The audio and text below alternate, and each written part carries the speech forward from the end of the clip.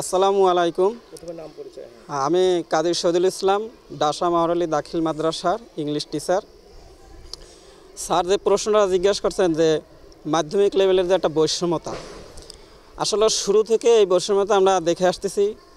দেখে আসার কারণ হলো যে যত দারিদ্র স্টুডেন্ট আছে সব গার্জিয়ানরা এই দারিদ্র স্টুডেন্টগুলি আমাদের মাদ্রাসায় দেয় এবং আমাদের মাদ্রাসাটার একটা কারণে যে মাদ্রাসায় ঢুকলেই যদি কম লেখাপড়া করে ভালো রেজাল্ট করা যাবে, এলো আমাদের গার্জিয়ানদের প্রধান একটা ভূমিকা।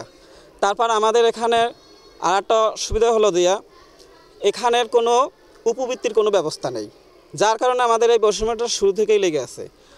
আর মাধ্যমিক পর্যায়ে যেমন মাদ্রাসার টিচাররা অল্প বেতনে চাকরি করে এবং এখান থেকে কোনো সুযোগ সুবিধা একমাত্র 12,500 টাকা বেতনে এই শুরু থেকে এই পর্যন্ত চাকরি করে আসতেছে।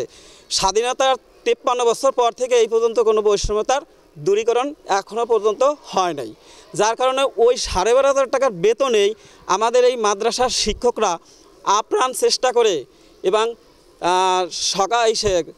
শুরু থেকে শেষ পর্যন্ত এই ছাত্রছাত্রীদের আপ্রাণ চেষ্টা করে যাচ্ছে, যার কারণে এই বৈষম্যতা আদৌ পর্যন্ত কোনো সরকার এসে আমাদের এই মাদ্রাসার প্রতি কোনো খেয়াল খুশিও করে নাই, খেয়ালও দেয় নাই এবং কোনো নজরও দেয় নাই, যার কারণে আমাদের এই বৈষম্যটা চিরদিনের জন্য আমরা দেখেই আসতেছি, স্বাধীনতার পর থেকে আমরা দেখেই আসতেছি।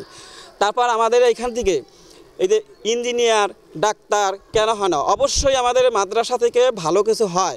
আমরা মাধ্যমিক পর্যায়ে স্কুল লেভেল থেকে মাদ্রাসা লেভেলের লেখাপড়া আমরা মনে করি যে অনেক ভালো, কারণ এখানে একটা সুবিধা হলো অ্যাজ এ মুসলিম হিসেবে আমরা সেই সাবজেক্টগুলোও পাচ্ছি। পাশাপাশি আমরা সবচেয়ে যে আখেরাতের যে মূল্যায়ন জিনিসটা, যে সবচেয়ে বড় মহান সম্পদ, সেটা হলো আল কোরআন। এই কোরআনটা আমাদের এই মাদ্রাসা থেকেই শিক্ষা দেয়। তাহলে আমরা পাশাপাশি মাধ্যমিক পর্যায়ে স্কুল লেভেলে যে শিক্ষা দেয় সেই জিনিসটাও পাচ্ছি, পাশাপাশি আমরা ধর্মীয় এবং আমাদের হযরত মুহাম্মদ সাল্লাল্লাহু আলাইহি সাল্লামের দেখানো পথটাও আমরা এখান থেকে শিখে যাচ্ছি।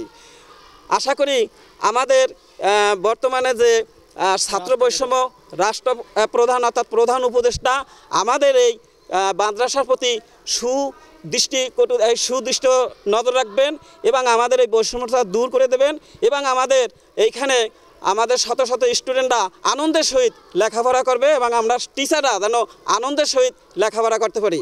আমাদের এখানে সবচেয়ে বড় অসুবিধা হলো এই মাদ্রাসার দূর দূরান্ত থেকে টিচার আসা পরে এনটিএসসির মাধ্যমে, যেমন 700-800 বছর এই মাইল দূরে এখানে আমরা টিচার আসা নিয়োগ হয়ে যায়। এখানে হাজব্যান্ড থেকে এক জায়গায়, স্ত্রী থেকে এক জায়গায়, সন্তান থেকে এক জায়গায়, মা থেকে এক জায়গায়, চতুর্ভুজের মতো কাজ করতে হয়, যার কারণে একটা টিচার সুন্দরভাবে স্বতঃস্ফূর্তভাবে ক্লাসে যেয়ে ক্লাসগুলি ঠিকমতো করতে না। এই দৃষ্টিটা যদি আমাদের প্রধান উপদেষ্টা সুন্দরভাবে অনতিবিলম্বে সমাধান করে দেন, তাহলে আশা করি অল্প বেতনে হোক আর যাই হোক আমাদের টিচাররা সাধারণ আনন্দে এই সমস্তগুলি সমাধান করতে পারবে। ধন্যবাদ।